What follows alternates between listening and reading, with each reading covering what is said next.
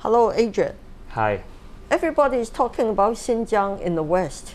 After Pompeo, before leaving office, accused China of genocide in Xinjiang, and Antony Blinken, the new Secretary of State, made similar accusations.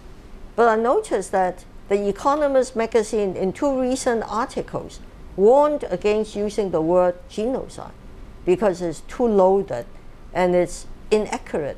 The Economist doesn't think that it reflects the real situation in Xinjiang, where the Economist believes there is human rights oppression, but not genocide. Well, Adrian, I've never been to Xinjiang. I understand you have some energy business there. I have. And you have been traveling to Xinjiang for 10 years. Yes. Tell me what you think. Do you think genocide has taken place? No, I think it's an absolutely ridiculous accusation. First of all, I think genocide is a big word. When you talk about genocide, the definition is to eliminate a certain groups of people, typically of a certain race or ethnic origin. The last time I think universally accepted genocide was during the Second World War in the Holocaust. I think everyone could agree to that. Yes. Ever since, I don't think we have seen much of the word until very recently. Yeah. Western media uses this word to say China had been trying to eliminate its minorities in the region of Xinjiang. First of all, Uyghurs. How many Uyghurs are there in Xinjiang? Xinjiang has any. I think to clear the record, Xinjiang has many minorities. However, the Uyghurs contribute to 47% of the entire Xinjiang region, and they actually have a name. Xinjiang is not a province. Xinjiang is a special administrative region. It's autonomous region, and it has 47% of its population with minority people. So how many Uyghurs are we talking about? We're looking at north of 10 million. Okay, okay. We're looking at north of 10 million people. So if you're talking about genocide, you basically have to eliminate more than 10 million people. So where is the proof, That's really a really over-the-top accusation. I think it's ridiculous because number one, as we all know, that China in the past and only recently relaxed is the one-child policy. And these minorities actually have been exempted from this rule. I actually know a minority family that has a child of 5, which they encourage, which means that they actually encourage the reproduction of their people. So if you are going to talk about eliminating one's race, why would you encourage people to give birth to their own people? Well, I know one movie star, Medina from Xinjiang. She's the youngest child in a family of 5, and her big family has went on TV. Why do they allow minorities to have so many children?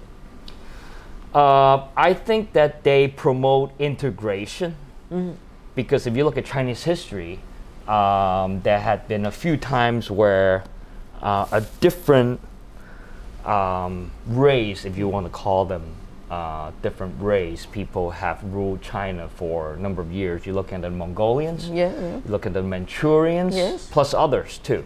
So during Chinese history, there had been a few times where people have to integrate with racial integration. Through marriage. Through marriage, through different cultural habits and all that. So I think integration had always been a big word in Chinese history. And to this day, there's still a lot of Manchurians in China. And they've adopted Chinese names. They all have. Yeah, the Manchu emperors, actually, many of them became Confucians. They all have. And what about accusations of systematic rape of people locked up in camps or prisons? Have you heard about those stories? No. Well, I have read about stories about concentration camps, all that, and I think that the China's already made an official statement that there are such re-education camps, and the idea of these education camps are basically to suppress religious fanatics. And as you all know, 10 years ago, Xinjiang had a series of riots, started by what's known by which is basically they fight for Xinjiang independence. And they're typically very, very extremist. Yeah, very violent. Yes, very violent. So it is believed, and it's worldwide belief. It's a worldwide belief that religious fanatics are the cause of some of these illegal activities. So the idea of these camps is to basically try to suppress these fanatics.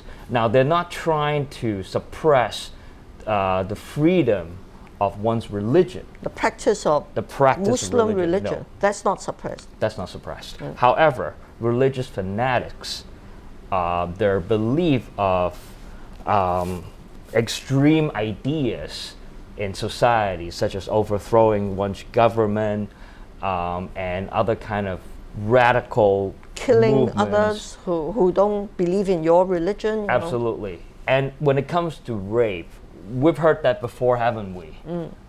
In Hong Kong in the past year, there were accusations that the Hong Kong police actually allegedly raped a few ladies.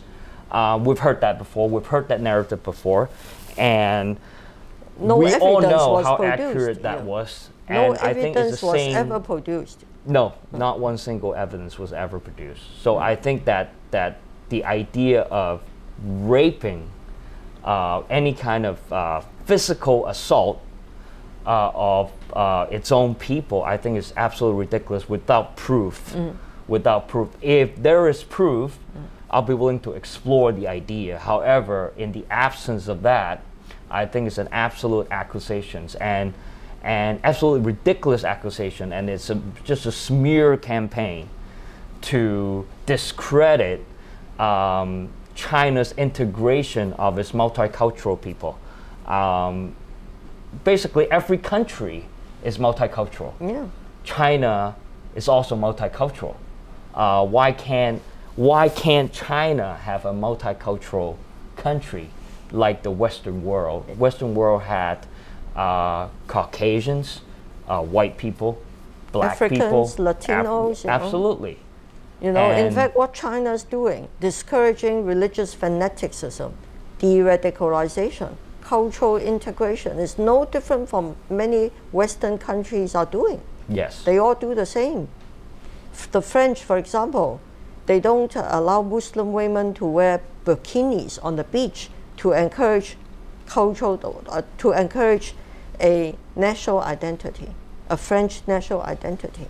But they keep pointing a finger at China. If you want to know about human rights, people talk about human rights a lot. Chinese people in general have no human rights, and especially in Xinjiang, the minorities do not have human rights. Let me tell you something. I've been a businessman in Xinjiang for many years. They regard us as foreign capital because we're from Hong Kong.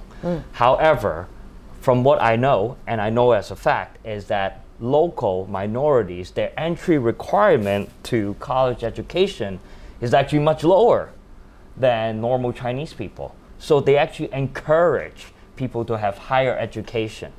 All of everything, all the businesses, they have a lot of requirements that are for traditional businesses that are actually lowered for minority companies. That's like the U.S. affirmative action, isn't it? Yes.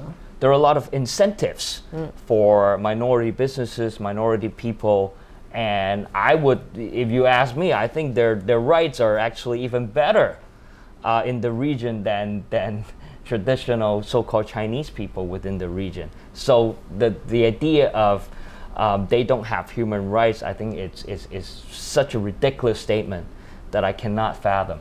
Yeah. Well, Adrian, I want to talk to you more about what you've seen, what you've heard from your travels in Xinjiang. let's do it again some other time. Absolutely.